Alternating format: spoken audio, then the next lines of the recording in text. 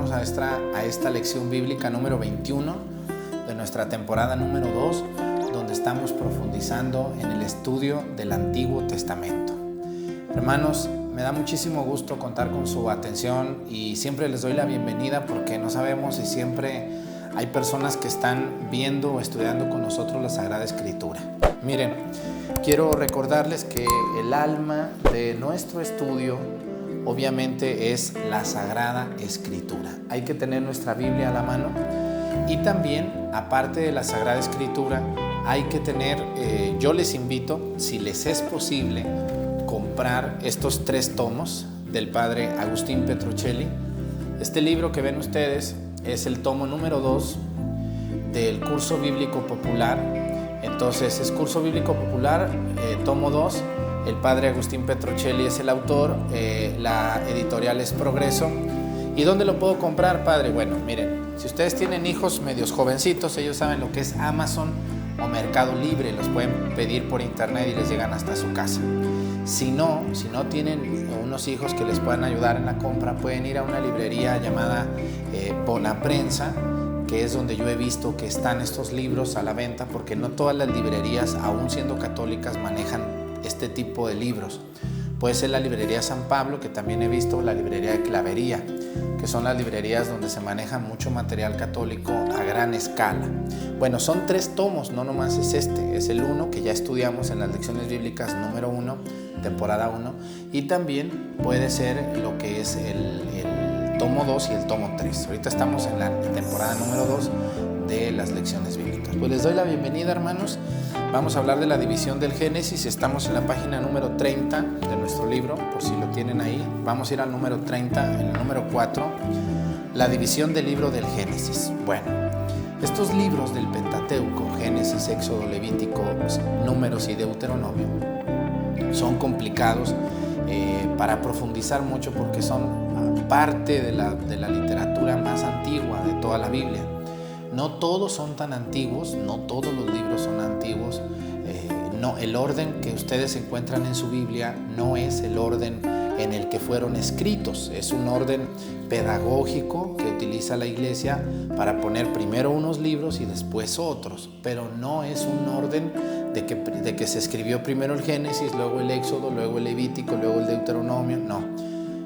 Lo que pasa es que primero se pone el Génesis porque es el libro que narra los primeros acontecimientos de la vida de los primeros hombres sobre este mundo creado por Dios.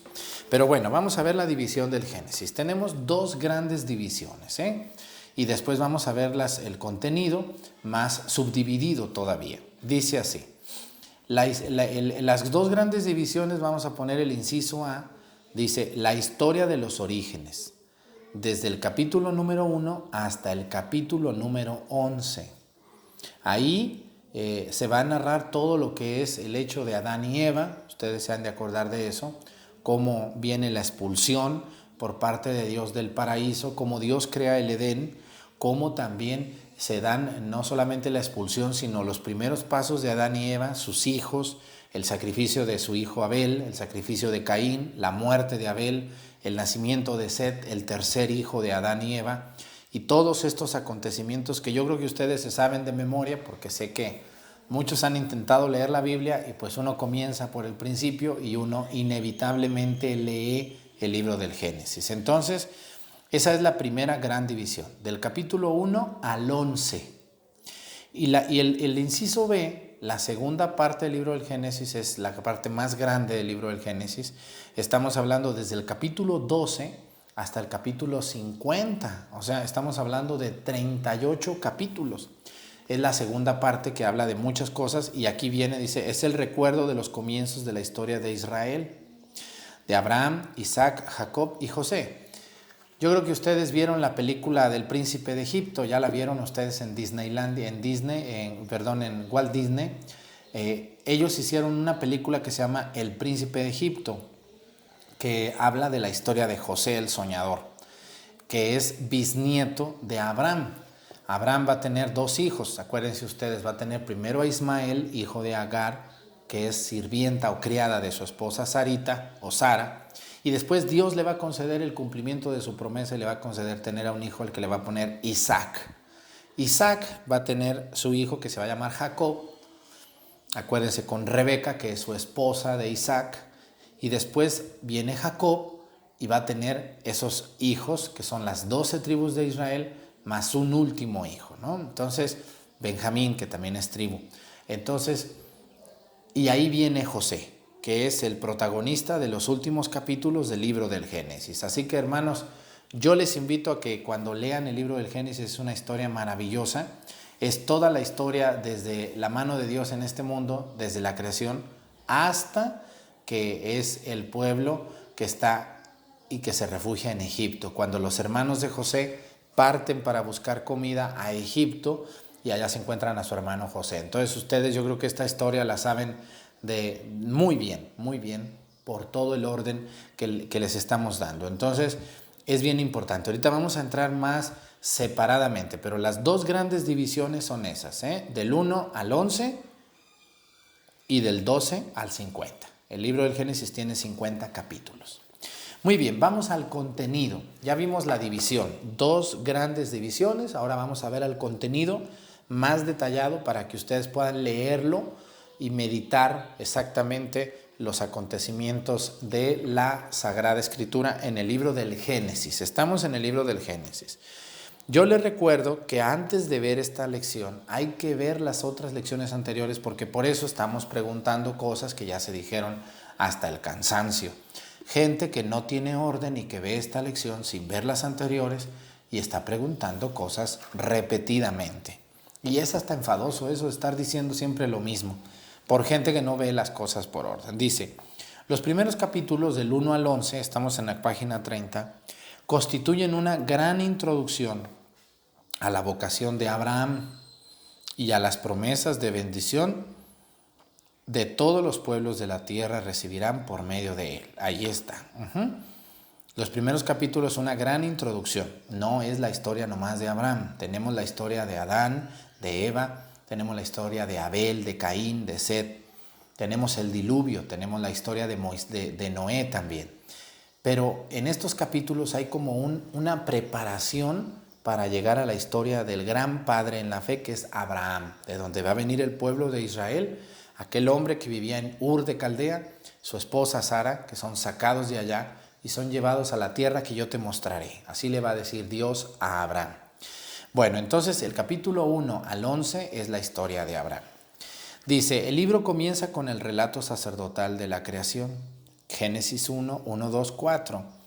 Y enseguida sigue el segundo relato de la creación, Génesis 2, 4, 25 de la fuente ya vista. A ver, el libro del Génesis está tomado de tres tradiciones, lo decíamos en la lección anterior número 20. La tradición yavista, la tradición eloísta y la tradición sacerdotal. Esas tres tradiciones de las cuales ya hablamos de una por una y con mucha calma van a dar pie a la escritura del libro del Génesis como lo tenemos hoy en día, en estos 50 capítulos. Entonces, fíjense ustedes algo muy curioso. ¿Por qué ustedes, si abren el libro de la Biblia, si abren la Biblia, van a encontrar que el capítulo 1 es la narración más tradicional que tenemos de la creación de Dios, de todo lo que existe, ¿no? Dios separó el agua de la tierra, separó la luz de la oscuridad, creó los animales que pasan, etc. Pero luego termina el capítulo 1 y en el capítulo 2, no luego, porque estamos hablando en el capítulo 2, versículos 4 y siguientes, vuelve a narrarse otra vez la narración de la creación, de manera más separada, más diferente, en cosas pequeñitas, pero muy parecidas, pero diferente narración. Entonces uno dice, Padre, pero ¿por qué hay dos narraciones de la creación de las cosas por parte de Dios? Bueno, hay dos narraciones, hermanos, porque son dos tradiciones. Entonces el que compiló o recogió los datos que tenía de la creación dijo, bueno, pues vamos a poner las dos. Se parece mucho, no va a afectar nada, no pasa nada. Y entonces vamos a tener capítulo 1, tradición, tradición del relato de la creación, de la tradición sacerdotal, capítulo 1. Y el capítulo número 2 vamos a tener como fuente la tradición yavista. Entonces, dos tradiciones, dos narraciones muy parecidas del mismo tema. La intervención de Dios en el mundo y la creación de Dios de todo lo que vemos y de todo lo que existe. Muy bien, hay muchos detalles que podemos separar una cosa de otra y vamos a darnos cuenta de que es muy rico y muy interesante el ver estos detalles tan curiosos que están en la Sagrada Escritura. La repetición de lo mismo inmediatamente después, ¿no? Ni siquiera se esperaron 3 capítulos o 4, no. Viene una narración y luego viene otra narración. Bueno, dice, vamos a ver qué más hay aquí. Dice, de la misma tradición o fuente son los capítulos 3 y 4 que narran la caída. Así es. ¿De cuál tradición, padre? Bueno, de la tradición sacerdotal y una parte de la yavista. El capítulo 4 y 5, ya vimos nosotros el capítulo número 1, el capítulo número 2 y ahora el capítulo 3 y 4 hablan de la caída, ¿no? La víbora. La víbora le habló a Eva y ya le dijo, come del fruto que Dios te prohibió y verás que puede ser como él. La soberbia, el mal que entra en el mundo, ¿no? Fíjense, las únicas partes de la Biblia donde se narra todavía la pureza del hombre y de la mujer como Dios los creó, solamente son 2 capítulos, el capítulo 1 y 2. A partir del 3 hace su entrada al escenario. ¿Quién creen? Satanás, ese malvado que se mete y que se entromete hasta el día de hoy y hace tantísimo daño. Luego dice, capítulos 4 y 5, aquí vamos a tener Caín y Abel, el crecimiento de la humanidad, ¿no?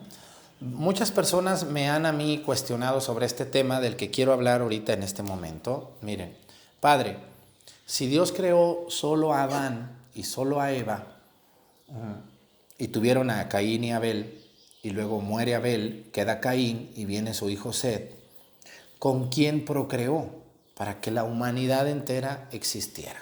Hay muchas teorías, no leyes, no está confirmado esto, porque no tenemos nosotros acceso a esos datos, ¿no? Si hoy en día hay muchos problemas porque no hay libros para esto, no hay libros, ¿cómo se puede explicar que Dios crea al primer hombre y a la primer mujer y sin embargo hay descendencia? Si sabemos que entre hermanos no debería de haber esta vida sexual porque puede hacer algo con natural y puede dañar la especie humana. Vean ustedes, las personas a veces que nacen con malformaciones, con problemas de ese tipo, no siempre, pero sí muchas veces es por casarse entre primos hermanos o entre familiares muy cercanos. Entonces, esto daña mucho la naturaleza humana. ¿Cómo me puede explicar usted qué pasó si Dios creó un hombre y una mujer? ¿Con quién tuvieron relaciones? Bueno, hay que entender este principio que les voy a decir. Dios creó al primer hombre y a la primer mujer, claro, pero no al único hombre y a la única mujer.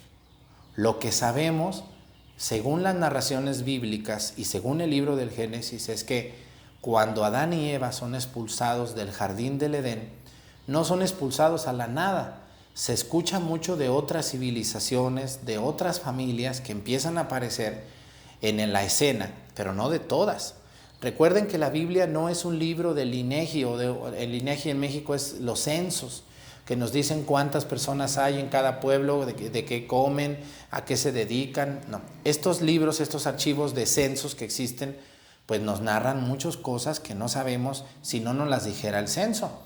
Pero lo que yo les quiero decir es que en ese tiempo no había censo, pero sí había personas. Dios interviene en la humanidad y crea al primer hombre y a la primer mujer, pero no solamente al primer hombre y a la primer mujer. Dios tuvo que crear la humanidad entera, no como la tenemos hoy, pero sí con diferentes núcleos de personas. Entonces, esta teoría es muy combinable con la creación de un hombre y de una mujer. El autor del libro del Génesis, obviamente, hermanos, lo que nos narra a nosotros es la vida de un hombre concreto, no la vida de un pueblo completo.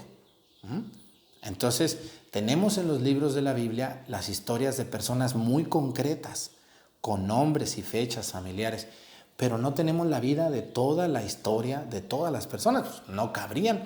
Incluso nos pasa con Jesús. Miren, nuestro Señor Jesucristo tenemos el nombre de sus abuelitos por el lado de su padre, y de su padre tenemos la descendencia muy hasta Abraham, ¿no? Pero por parte de María solamente tenemos el nombre de Joaquín y de Ana, pero no tenemos ya los nombres de los abuelitos, de los bisabuelos de Jesús por el parte de María. No sabemos quiénes fueron. ¿Por qué? Porque al autor sagrado no está dando datos de un árbol genealógico, no le interesa eso, le interesa la salvación de las almas. Y el autor tiene que reducirse a la historia de hombres muy concretos, como es Adán, Eva, Abel, Caín, Set, Lot, ¿no? Y aparece Matusalén, y aparece Abraham, y aparece Sara, y aparece... pero no todos. Entonces, no sea usted tan exigente, señora o señor, porque luego me dicen, ¿cómo se llamaban esas otras personas de las que usted habla, padre? Pues yo también quisiera saberlo. Ojalá algún día el ángel Gabriel venga y me diga, se llamaban fulana, fulana y mangano, Arturo, para que le digas a esa señora que siempre te está preguntando cosas irrelevantes. Mucho cuidado con las... Hay que saber preguntar, hay que tener preguntas interesantes que nos ayuden a crecer en nuestra fe. Bueno, vamos a ver ahora el capítulo número 6, del 6 al 10 es el diluvio universal. ¿Se acuerdan que les decía? Ahí aparece Noé, ¿no? Noé, descendiente de todas estas familias que existían, pero que no existieron desde Adán y Eva, ¿eh? Dios en todo pensó. Acuérdense, cuando vio a Adán tan solo, dice que Dios le creó una mujer de su costilla, y el hombre la vio y dijo, esta sí es carne de mi carne, ¿no? Como yo. Porque quiere decir que Adán ya había visto los animales, había visto la naturaleza, pero no había encontrado un ser como él. Entonces, pero Dios crea a Adán y Eva, pero también estoy seguro que Dios en su infinita bondad creó los pueblos que van a existir ahí, de personas concretas y diferentes, para que pudieran relacionarse y extender la creación de Dios como colaboradores de este trabajo. Bueno, luego, vamos a lo que sigue. Tenemos el diluvio universal. No les voy a tener que narrar muchos acontecimientos.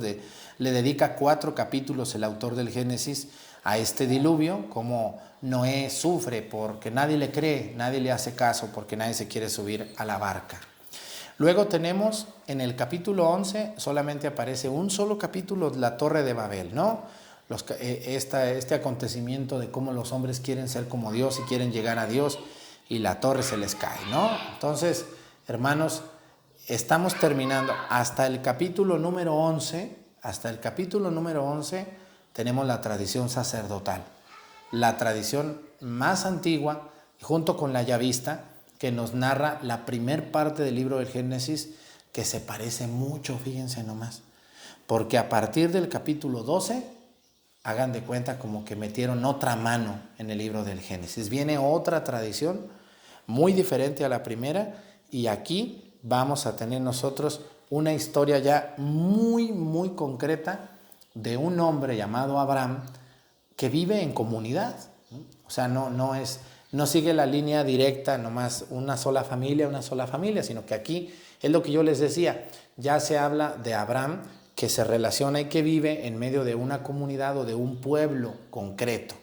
Entonces aquí se abre más el horizonte, ¿no? Ya no nomás es una línea directa de Adán, Eva, y va ahí Abel y Caín, no. Ahora es una línea abierta. Abraham, esposo de Sara, ¿no? Y está la criada Agar, y están las personas que visitan a Abraham, y está el primo de Abraham, que es Lot, y es su sobrino, y están tantas y tantas personas que van a ir apareciendo. Entonces la Biblia va a dejar de ser la Biblia comienza así, siendo una línea directa, pero se va abriendo, hasta que se abre al mundo universal cuando Jesús viene y dice, vayan y prediquen a todas las naciones, vayan y bauticen, vayan y perdonen en el nombre del Padre, del Hijo y del Espíritu Santo. Ya ven qué bonita es la pedagogía de la Sagrada Escritura y de la Biblia, es una pedagogía maravillosa. Dice, en el capítulo 12 al 25, tenemos 12 capítulos, está la vida de Abraham. ¿Quién es Abraham? El padre en la fe. Abraham, aquel viejo de 100 años que Dios le hace una promesa, sal de tu tierra, Abraham. Y esas lecturas maravillosas, de hecho ahorita que estoy grabando esta lección, están las lecturas de Abraham, cómo Dios le hace esa promesa, y es impresionante. Abraham le cree a Dios, le cree. Si yo ahorita a un señor que quiere tener hijos y tiene 100 años con una señora de 90, les digo, ¿van a tener hijos? No se preocupen, pues, me van a tirar a loco, incluso a un doctor, porque va a decir, ¿cómo es posible esto? Pero Abraham no tiró a loco a Dios que le estaba hablando. Al contrario, Abraham le creyó a Dios, sin dudarlo, sin cuestionarlo, sin preguntarle. Porque a veces uno le dice a la gente, yo tengo aquí unas señoras a veces por WhatsApp que uno les dice, mire, esto no se puede, pero ¿por qué no se puede? A ver, explíqueme más. No le creo eso que me está diciendo. Usted me está engañando, padre. Y hay gente que no cree. Yo entiendo que hay mucha gente sinvergüenza que ha engañado y que ha mentido, y por eso a veces ya la gente no cree.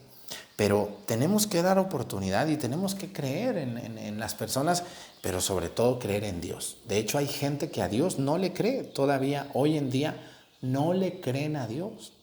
Les explica a uno las escrituras, les enseña a uno la Biblia, les habla a uno de los mandamientos de Dios y se burlan de uno. No sé si les ha pasado esa experiencia que lo ven a uno como una persona muy rara, ¿no? Y dice uno, pues este padrecito, ¿por qué me habla así? ¿No? Yo no le creo, eso que está diciendo no es verdad, está haciendo mucho daño, o me ha mentido, o no es verdad lo que dice. Entonces, hermanos, de verdad, yo les invito de todo corazón a que se abran de pechito, decimos en México, se abran de par en par al amor de Dios a través de la Escritura.